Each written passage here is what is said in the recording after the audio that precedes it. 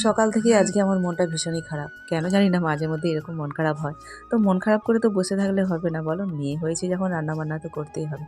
বসে, বসে জানো তো বেলা ১২টা বাজিয়ে দিয়েছি। তারপরে সে সবজি কাটা শুরু। মেয়ে থাকলে রেডি করে দিত। ও তো পড়তে গেছে ১০টা থেকে এখনো আসেনি। তো টুকটুক করে সবজি কেটে নিয়েছি। ওদিকে পটল আলুর তরকারি করেছি আর এদিকে দেখো সবজি দিয়ে একটা ডাল। মাছ আছে ফ্রিজে কিন্তু কে বের করবে এখন? তুই তাহলে মাছ বাছবি? ছোট তাড়াই মাছও আছে আর বড় ভাঙর তাড়াই আছে। সেটা কোথা? বড় সব ভাঙর ফ্রিজে, সব ফ্রিজে। তুই বাছ। ফ্রিজে কোথায়? কোন ফ্রিজে? জেঠিমাদের ফ্রিজে। জেঠিমাদের ফ্রিজে বড় ভাঙর তালি নেই। হ্যাঁ, জেঠিমা সকালে বের করে আমি মাছ ভাজতে পারবো না বলে এই জন্য সবজি দিয়ে ভাবছিলাম আজকে ছেড়ে দেবো, কিন্তু ও তো শুনবে না। ওরা মাছ খেতে ভীষণই ভালোবাসে। তো এসে দেখো ও মাছ বাছতে বেছে একদম ঘাটে ধুচ্ছে, আর আমি কি করব, এখানে এসে ওকে একটু জাগছি, দাঁড়িয়ে আছি। ও একা থাকবে ঘাটে, মন খারাপ লাগবে। তারপরে ইনি দেখো এখানে এসে সাড়া দিচ্ছে, এই যে মাছ ধুচ্ছে না, আগের দিন এসে খেয়ে গেছে, তারপরে আর দুদিন আসেইনি, দেখতেই পাইনি, আবার দেখো এসে এখানে সাড়া দিচ্ছে। খাওয়ার সময় আসবে কিনা জানি না, এলে দেবো।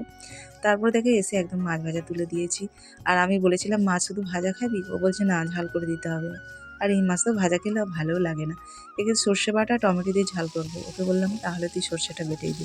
আমি তো বসে বাটতে পারবো না, সবজি কেটেছি খুব কষ্ট করে জানো। আমার একটা জলচৌকি আছে, সেই জলচৌকিতে বসে আমি সবজিটা কেটেছি, তাও আমার হাঁটুতে ব্যথা করছিল। এই দেখো লাল লাল করে মাছের ঝাল।